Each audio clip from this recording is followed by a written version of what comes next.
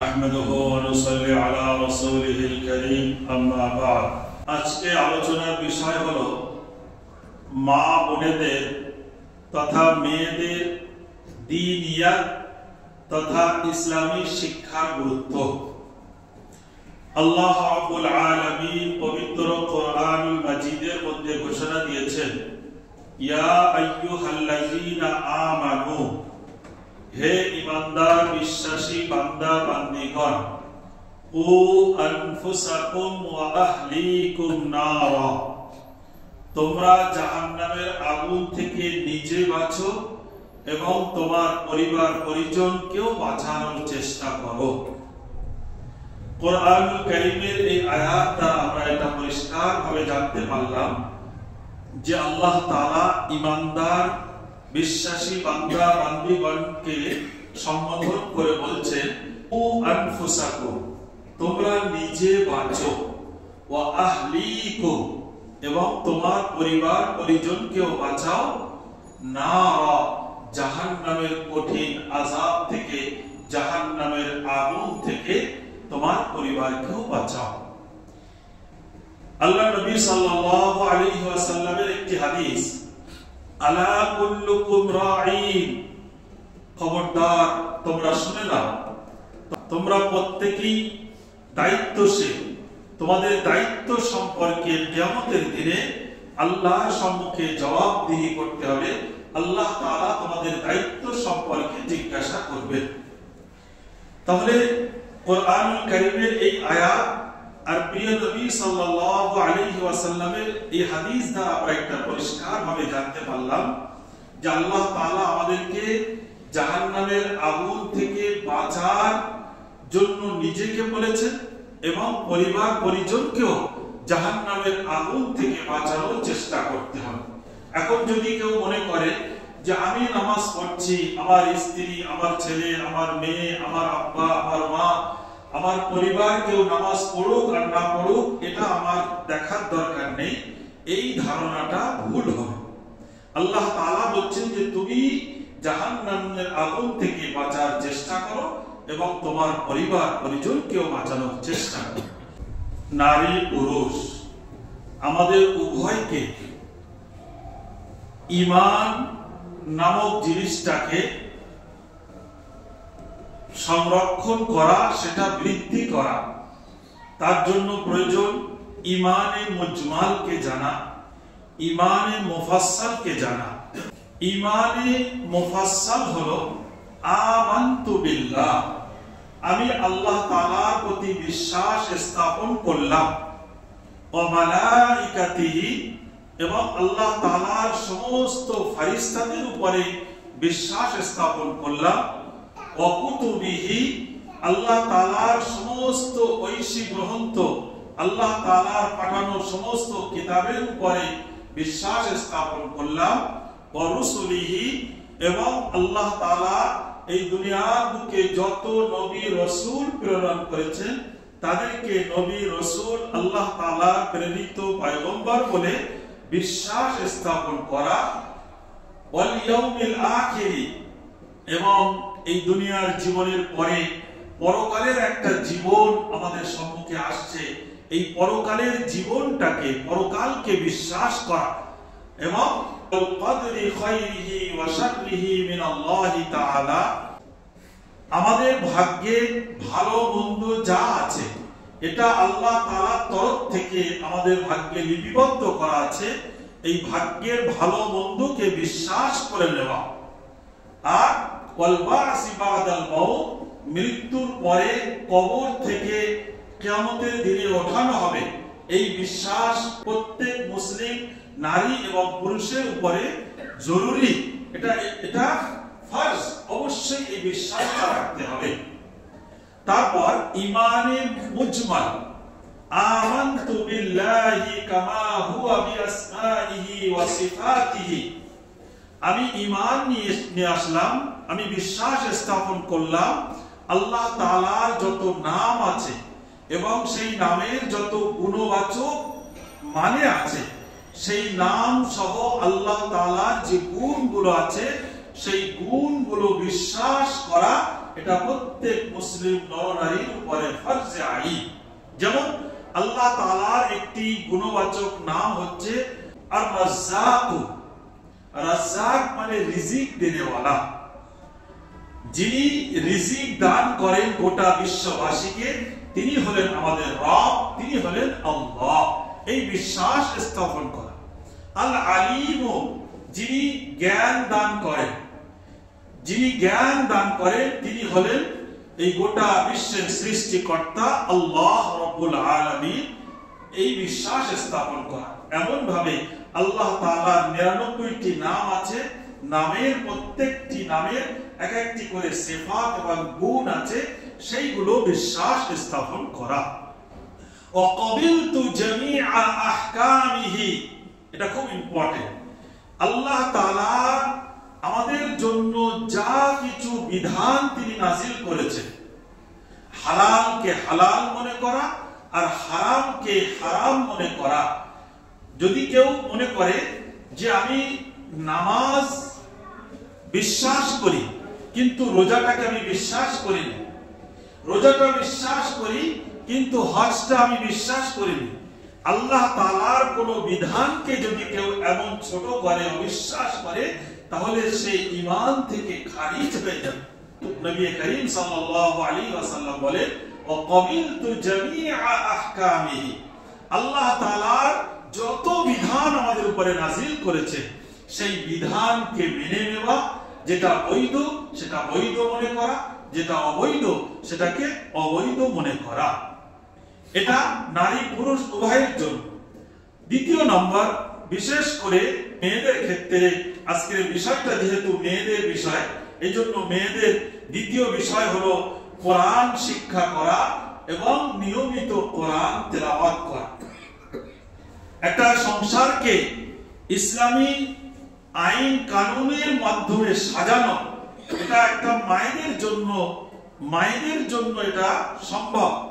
তাই তাদেরকে কোরআন শিক্ষা করা এবং কোরআন নিয়মিত তেলাওয়াত করা, কিছু সূরা মুখস্থ করা, যেটা ছেলেদের এবং মেয়েদের উভয়ের প্রয়োজন। যতটুকু আমার নামাজে প্রয়োজন ততটুকু সূরা মুখস্থ করা প্রত্যেক নারী পুরুষের জন্য এটা ফরজ। কেন? নামাজের মধ্যে কিরাত পড়াটাও এটা একটা ফরজ। এখন যদি কোরআনের কিছু সূরা আমার মুখস্থ না থাকে, তাহলে নামাজটা আমি পড়বো কি করে? এই জন্য যতটুকু নামাজের প্রয়োজন ততটুকু কয়েকটি ছোট ছোট সূরা মুখস্থ করে নেওয়া, এটা প্রত্যেক নরনারীর উপরে ফরজ। তারপরে নারী পুরুষ উভয়ের জন্য ইবাদতের দিকে, আল্লাহ তাআলার নৈকট্য লাভের জন্য বিভিন্ন ইবাদত আছে, সেই ইবাদতের দিকে অগ্রসর হওয়া। যেমন একটি গুরুত্বপূর্ণ ইবাদত হলো নামাজ। আমাদের এই নামাজের বিষয়ে জানা, যে নামাজের 13টি ফরজ আছে, নামাজের কয়টি ওয়াজিব আছে, কয়টি সুন্নত আছে, কি করলে নামাজ ভঙ্গ হয়ে যায়, কি করলে নামাজ ভঙ্গ হয় না, এই বিষয়গুলো নারী পুরুষ উভয়দেরকে জানা। কারণ নামাজ একটি গুরুত্বপূর্ণ ইবাদত। ঠিক তদ্রূপ ভাবে রোজা, কি কি কারণে রোজা ভঙ্গ হয়, কি কি কারণে রোজা ভঙ্গ হয় না, এই বিষয়গুলো জানা। একজন মানুষ হজ করবে, হজ ফরজ হয়েছে, হজের কি রুকুন আছে, কি ফরজ আছে, কি ওয়াজিব আছে, কি নিয়ম আছে, সেগুলো জানা। তাহলে ইবাদত যে আমরা করব, এই ইবাদতটা জেনে করতে হবে। যদি আমরা না জেনে করি, তাহলে আমাদের ইবাদতটা হয়তো মূল্যহীন হয়ে যাবে, আল্লাহ তাআলার দরবারে গ্রান্ট নাও হতে পারে। এই জন্য প্রত্যেক নারী পুরুষ, বিশেষ করে মহিলাদের জন্য ইবাদত, মুআমালা, মুআশারা, আকীদা, এই চারটি বিষয় ইসলামের বুনিয়াদী বিষয়। ইসলামের ভিত হচ্ছে চারটি বিষয়। এই ইবাদত যে আমার সকাল থেকে নিয়ে আগামী সকাল পর্যন্ত আমাকে কি কি ইবাদত করতে হবে, আমার উপরে কি কি ফরজ আছে, কি কি ওয়াজিব আছে, আমি কি কি নফল ইবাদত করব, এটা একটা রুটিন করে নিতে হবে। মুআমালা, প্রত্যেক নারী পুরুষের জন্য এটা অপরিহার্য যে মানুষের সাথে লেনদেন, এটা পরিষ্কার করা। একজন ঈমানদার সে মানুষের সাথে লেনদেন করবে পরিষ্কার পরিচ্ছন্ন ভাবে। ধোঁকা দেবে না, কারোর কাছে কিছু ধার নিল তাকে সময় মতো আদায় করে দেবে, তাকে ধোঁকা দেবে না, তাকে বঞ্চিত করবে না। এটা ইমানদার নারী পুরুষের জন্য অপরিহার্য যে মুআমালাত, লেনদেনটা পরিষ্কার হয়। আমরা যদি নামাজ পড়ি অথচ আমাদের লেনদেন যদি পরিষ্কার না হয়, ক্লিয়ার না হয়, তাহলে হয়তো আমরা আটকে যেতে পারি। 3 নম্বর মুআশারা, আদাবে জিন্দেগি, মানে এই যে জীবনটা আমরা পরিচালনা করব এটা শরিয়ত মোতাবেক করব। যেমন আমার সাংসারিক একটা জীবন আছে, সাংসারিক জীবনে স্ত্রীর সাথে কেমন ব্যবহার নবীজি করতেন, সন্তানদের সাথে নবীজির ব্যবহার কেমন ছিল, আব্বা মায়ের সাথে ব্যবহার কেমন ছিল, প্রতিবেশীর সাথে নবীজির ব্যবহার কেমন ছিল, এটা সাংসারিক জীবনে আমাদেরকে জানতে হবে এবং সেই অনুপাতে আমল করতে হবে। একটা সামাজিক জীবন আছে, গ্রাম্য জীবন বা শহরে জীবন আছে। আমি যখন সমাজে চলবো, শহরে চলবো, রাস্তায় চলবো, রাস্তার মানুষের সাথে কেমন ব্যবহার করব, রাস্তায় চলাফেরা কেমন ভাবে করব, এই যে আদবগুলি, এগুলো নারী পুরুষ উভয়কে জানা অপরিহার্য। আর আকীদা, আকীদা এটা ইসলামের একটি গুরুত্বপূর্ণ বিষয়। আকীদা যদি কারোর খারাপ হয় তাহলে তার আমলটা আল্লাহ তাআলার দরবারে গ্রান্ট হবে না। যেমন মনে করুন একজন মানুষের বিশ্বাস এটাই যে আমি নামাজকে বিশ্বাস করি কিন্তু রোজাকে বিশ্বাস করিনি, নাউযুবিল্লাহ। এই আকীদা যদি কারোর থাকে তাহলে তার ঈমানটা নষ্ট হয়ে যাবে। এই জন্য আকীদাটাকে ঠিক করা। যেমন খ্রিস্টানরা, ঈসাইরা, খ্রিস্টান ধর্মের মানুষরা হযরত ঈসা আলাইহিস সালামকে আল্লাহর পুত্র বলে তারা শিরকের মধ্যে নিমজ্জিত হয়। এই জন্য আকীদাটাকে ঠিক করা। আল্লাহ রাব্বুল আলামিন পবিত্র কোরআনুল মাজিদে 27 পারা ঘোষণা দিয়েছেন, ওয়ামা খালাকতুল জিন্না ওয়াল ইনসা ইল্লা লিয়াবুদুন। আমি মানব এবং দানব, জিন এবং ইনসানকে সৃষ্টি করেছি কেবলমাত্র আমার ইবাদত উপাসনার উদ্দেশ্যে। দুনিয়ায় আমরা কোনো কাজ করি, যে কোনো কাজ করি, সেই কাজের পিছনে একটা উদ্দেশ্য থাকে। উদ্দেশ্য ছাড়া দুনিয়ার মানুষ যেমন কোনো কাজ করে না, আল্লাহ রাব্বুল আলামিন এই গোটা পৃথিবীটাকে সাজিয়েছে যে আদ-দুনিয়া খুলিকাত লাকুম, আমি দুনিয়াটা সৃষ্টি করেছি বান্দা তোমাদের সুবিধার্থে, তোমাদের যাতে কষ্ট না হয়, তোমাদের যাতে কোনো রকম দুনিয়ার জিন্দেগিতে যেন কষ্ট অনুভব না করো, তার জন্য আমি দুনিয়াটাকে সুন্দরভাবে সাজিয়েছি। ওয়া ইন্না লাকুম খুলিকতুম লিল আখিরাহ, আর বান্দা বান্দি আমি তোমাদেরকে সৃষ্টি করেছি কেবলমাত্র পরকালের জন্য, আখিরাতের জন্য আমি তোমাদেরকে সৃষ্টি করেছি। যেমন একজন পাইলট, একজন প্লেন, এরোপ্লেন যারা চালায়, সেই পাইলট এক দেশে তার প্লেন থাকে, তার দৃষ্টি থাকে আরেক দেশে। একজন ইমানদার, একজন মুসলিম, সে দুনিয়ায় থাকবে কিন্তু তার দৃষ্টি, তার মন মানসিকতা থাকবে পরকাল। তার উদ্দেশ্য হবে মূল পরকাল, মূল টার্গেট হবে তার পরকাল। তাই দুনিয়ায় সে প্রতি পদক্ষেপে পরকালের জন্য সঞ্চয় করতে থাকে। আমরা অনেকেই এমন আছে যে বৃদ্ধ বয়সে নিজের জীবনটা সুখে শান্তিতে থাকার জন্য ব্যাংক ব্যালেন্স করতে থাকে, কিন্তু এই দুনিয়ার জিন্দেগি, ক্ষণস্থায়ী জিন্দেগিতে আমরা শেষ বয়সে সুখে শান্তিতে থাকার জন্য ব্যাংক ব্যালেন্স করি। ঠিক তদ্রূপ ভাবে পরকালের জীবনটা যাতে সুখ এবং শান্তিতে আমরা থাকতে পারি, তার জন্য আমাদেরকে এই দুনিয়ায় এখন থেকেই পরকালের অ্যাকাউন্টে আমাদেরকে নেকি জমা করতে হবে। তারপর আল্লাহ তাআলা পবিত্র কোরআনুল কারীমের মধ্যে ঘোষণা দিয়েছেন, মান আমিলা সালিহাম মিন যাকারিন আও উনসা। মেয়েরা যেন এটা না মনে করে যে আল্লাহ তাআলা যত ফ্যাসিলিটি, যত ফজিলত সব পুরুষদের দিয়েছেন, ছেলেদের দিয়েছেন, এটা ভুল। কোরআনে আল্লাহ তাআলা 14 পারায় সূরাতুন নাহলের মধ্যে বলেছেন, মান আমিলা সালিহা মিন যাকারিন আও উনসা। কোন ঈমানদার নারী অথবা পুরুষ যদি ভালো কাজ করে, ঈমানদার নারী অথবা পুরুষ যারাই ভালো কাজ করবে, ফালানুহিয়ান্নাহু হায়াতান তাইয়্যিবা, আমি তাদেরকে দুনিয়ার জীবনের পরে পরকালের জীবনে একটা শান্তিময়, পবিত্র, প্রশান্তিময় জীবন দান করব। ওয়ালা নাজজিয়ান্নাহুম আজরাহুম বিআহসানি মা কানু ইয়ামালুন, এবং দুনিয়ায় তারা কষ্ট সহ্য করে তারা আল্লাহর ইবাদত উপাসনা করেছিল, সেই ইবাদতের বিনিময়ে আমি আল্লাহ তাদেরকে খুব ভালোভাবে প্রতিদান দান করব। বলুন সুবহানাল্লাহ। তাহলে এখানে শুধু পুরুষদের কথা বলা হয়, নারী পুরুষ উভয়ের মধ্যে যারাই ভালো কাজ করবে আল্লাহ তাআলা তাদেরকে প্রতিদান দান করবে, জান্নাতের রাস্তা করবে। কোরআনুল কারীমের 24 পারায় আল্লাহ তাআলা ঘোষণা দিয়েছেন, ওমান আহসানু قولا ممن دعا إلى الله وعمل صالحا وقال إنني من المسلمين। ওই ব্যক্তির চেয়ে উত্তম ব্যক্তি আর কে হতে পারে যে মানুষকে আল্লাহর দিকে আহ্বান করতে থাকে, নিজে ভালো কাজ করে এবং মানুষকেও আহ্বান করে, তার প্রতিবেশী, তার পরিবারকে, তার স্ত্রীকে, সন্তানদেরকে, আব্বা মাকেও ভালো কাজের আহ্বান করে। নামাজ পড়ার সময় হয়ে গেলে স্ত্রীকে বলে তুমি নামাজ পড়ে নাও, আমি মসজিদে যাচ্ছি নামাজ পড়তে। সন্তান ছেলেদেরকে মসজিদে নিয়ে আসে, মেয়েদেরকে বাড়িতে নামাজ পড়ার আহ্বান করে। এই রকম ব্যক্তি এদের সম্পর্কে আল্লাহ বলছেন যে তার চাইতে উত্তম আর কে, যে ব্যক্তি আল্লাহর দিকে মানুষকে আহ্বান করে, ওয়া আমিলা সালিহা, এবং নিজেও ভালো কাজ করে। মানুষকে শুধু ভালোর দিকে আহ্বান করে সে নিজে ঘুমিয়ে থাকে না, সে নিজেও ভালো কাজ করে।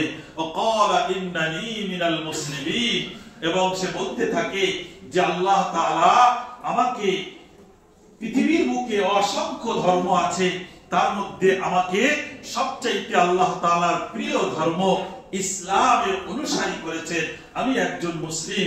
এই বলে সে আল্লাহ তাআলার শুকরিয়া জ্ঞাপন করতে থাকে।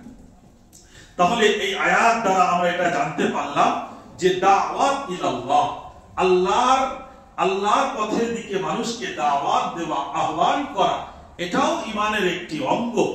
আর ভালো কাজ করা, ভালো কাজ করতে যে আমাদের চোখ, আমাদের নাক, আমাদের কান, আমাদের জিহ্বা, আমাদের মুখ, আমাদের পেট, এইগুলো সাবধান রাখতে হবে, সতর্ক রাখতে হবে, যাতে করে আমাদের চোখের দ্বারা কোনো গুনাহ না হয়ে যায়, আমাদের কানের দ্বারা কোনো গুনাহ না হয়ে যায়, আমাদের খাদ্য খাওয়ার মধ্যে যেন কোনো গুনাহ, হারাম খাদ্য না খাওয়া হয়ে যায়, আমাদের জবান, আমাদের জিহ্বা, আমাদের মুখের কথার দ্বারা যেন কেউ কষ্ট না পায়, কেউ আঘাত না পায়, এই মুখ দ্বারা যেন আমি গালি না দেই, এই মুখ দ্বারা যেন আমি মিথ্যা না বলি, এগুলো আমাদেরকে সাবধান এবং সতর্ক থাকতে হবে।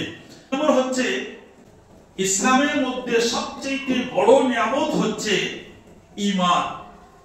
এই ঈমানটা সংরক্ষণ করা, এই ঈমানটা বজায় রাখা, এটা বড় জিনিস। ঈমান মানুষের কম বেশি হয়। ঈমান শুধু মুসলিম ঘরে জন্মগ্রহণ করলেই সে ঈমানদার হয়ে যায় না, তার অন্তরের মধ্যে আল্লাহ এবং আল্লাহর রাসূলের প্রতি ইয়াকিন এবং বিশ্বাস এবং সেই অনুপাতে আমল করতে হয়। এই ঈমানটাকে জানার জন্য আমাদের প্রয়োজন হয় ইলম, ইসলামিক জ্ঞান। ইসলামী জ্ঞান ছাড়া ঈমানটাকে পরিপূর্ণ জানা যায়। আর ইসলামী জ্ঞান একটা ঘরের চাবির মতো, যেমন একটা ঘরের সব কিছু ব্যবস্থা আছে, কিন্তু সেই ঘরের যদি চাবিটা আমার কাছে না থাকে তাহলে সেই ঘরে আমি প্রবেশ করতে পারবো না। তো ইসলামের মধ্যে আল্লাহ তাআলা সব ধরনের ব্যবস্থা রেখে দিয়েছেন। দুনিয়ার সুখ, পরকালের সুখ, সাংসারিক জীবনে, পারিবারিক জীবনে, সমাজ জীবনে, রাষ্ট্র জীবনে কিভাবে আমরা চলবো, আল্লাহ তাআলা ইসলামের মধ্যে সব রেখে দিয়েছেন। সেটাকে আমাদেরকে জানতে হবে। এই জানার নাম হচ্ছে ইলম। এই জ্ঞান আমাদেরকে অর্জন করতে হবে। যেমন প্রিয় নবী সাল্লাল্লাহু আলাইহি ওয়াসাল্লামের একটি হাদিস, তালাবুল ইলমি ফারিজাতুন আলা কুল্লি মুসলিম, প্রত্যেক মুসলিম নরনারীর জন্য তার জীবন চলার মতো জ্ঞান অর্জন করা এটা ফরজে আইন। আমরা যেমন আমাদের সন্তানদেরকে দুনিয়ার শিক্ষা দেওয়ার জন্য গুরুত্ব দেই, ঠিক তদ্রূপ আমাদের ঈমান বাঁচানোর জন্য, ইসলামকে জানার, ইসলাম বাঁচানোর জন্য আমাদেরকে ইসলামী শিক্ষা এবং দ্বীনের শিক্ষা ততটুকু জ্ঞান অর্জন করা ফরজ যতটুকু আমাদের প্রয়োজন। এই প্রয়োজন অনুযায়ী জ্ঞান অর্জন করা প্রত্যেক নরনারীর জন্য ফরজে আইন করে দিই। মেয়েদের বিশেষ করে ইসলাম শেখার জন্য তাদের প্রয়োজন হচ্ছে আগ্রহ। প্রত্যেক মানুষের যদি কোনো কাজে আগ্রহ থাকে, সেই ব্যক্তি সফলতা অর্জন করা সম্ভব থাকে। তো ঠিক তদ্রূপ মা বোনেদের দ্বীন শেখার জন্য প্রথম প্রয়োজন হচ্ছে তাদের আগ্রহ তৈরি করা। যেমন প্রিয় নবী সাল্লাল্লাহু আলাইহি ওয়াসাল্লামের কাছে এসে মায়েরা, বোনেরা, মেয়েরা আরজ করলেন, ইয়া রাসূলুল্লাহ, ইয়া হাবিবাল্লাহ, আপনি ছেলেদের মজলিসে খুব গুরুত্বপূর্ণ কথা বলেন, যেগুলো আমরা মহিলারা সবসময় অ্যাটেন্ড করতে পারি না বা সবসময় আপনার মজলিসে উপস্থিত থাকতে পারি না।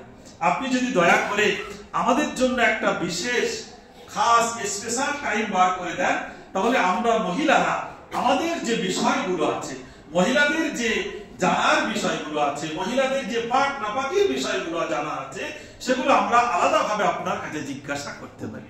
প্রিয় নবী সাল্লাল্লাহু আলাইহি ওয়াসাল্লাম তাদের কথায় বললেন, মাউইদুকুন্না, তোমাদের ওয়াদা দিলাম, যাও আগামী বুধবার, অর্থাৎ প্রতি বুধবার করে অমুক সময় অমুক জায়গায় তোমাদেরকে ইসলাম শেখার জন্য আমি টাইম বার করব। বলুন সুবহানাল্লাহ। তাহলে নবীজির জামানায় মা বোনেদের, মেয়েদের সেই শিক্ষার তলব ছিল, তাদের আগ্রহ ছিল, নবীজির কাছে আবেদন করলেন, নবীজি সেটা অ্যাকসেপ্ট করলেন এবং মেয়েদেরকে স্পেশাল ভাবে তাদের দ্বীন শিক্ষার ব্যবস্থা করলেন। আল্লাহ রাসূল সাল্লাল্লাহু আলাইহি ওয়াসাল্লামের একটি হাদিস, মান আলা সালাসা বানাতিন আও ইখওয়ানিহিন্না, আল্লাহর কোন বান্দা যদি তার তিনটি কন্যা সন্তানকে লালন পালন করে, আও ইখওয়ানিহিন্না, অথবা তার তিনটি বোনকে লালন পালন করে, ফাআদ্দাবাহুন্না, এবং ছোটই থেকে তাদেরকে ইসলামী শিক্ষা দেয়, ইসলামী আদব শিক্ষা দেয়, শিক্ষা দেওয়ার পরে তাদেরকে বড় করে, আও জাবালাহুল্লাহুল জান্নাহ, আল্লাহ তাআলা ওই বান্দাকে, যিনি তার তিন কন্যা অথবা তিন বোনকে ইসলামী শিক্ষা দিয়ে বড় করেছে, আও জাবালাহুল জান্নাহ, আল্লাহ তাআলা ওই ব্যক্তিকে জান্নাত দান করবে, তার জন্য জান্নাত ওয়াজিব করে দেবেন। বলুন সুবহানাল্লাহ। তাহলে মেয়েদের শিক্ষা দেওয়া, মেয়েদের মানে আদব শেখানো, ইসলামী শিক্ষা দেওয়া, এটা আমাদের কর্তব্য এবং দায়িত্ব। তো আজকে বলার উদ্দেশ্য এটাই যে আমাদের মা বোনেদেরকেও ইসলামী শিক্ষায় শিক্ষিত হতে হবে। ঈমান বাঁচানোর জন্য যতটুকু জ্ঞান প্রয়োজন ততটুকু আমার মা বোনেদেরকেও শিখতে হবে এবং এর জন্য সর্বপ্রথম প্রয়োজন হচ্ছে ইসলাম শিক্ষা করার জন্য আগ্রহ করা। যদি আমরা আগ্রহ বাড়াই, ইনশাআল্লাহ আল্লাহ তাআলা আমাদেরকে কোরআন শেখা, ইসলামী শেখা সহজ করে দেবেন। আল্লাহ তাআলা আমাদেরকে শোনার সাথে সাথে তৌফিক দান করুন। আমিন। ওয়া আখিরু দাওয়ানা আলহামদুলিল্লাহি রাব্বিল আলামিন। আসসালামু আলাইকুম ওয়া রাহমাতুল্লাহি ওয়া বারাকাতুহু।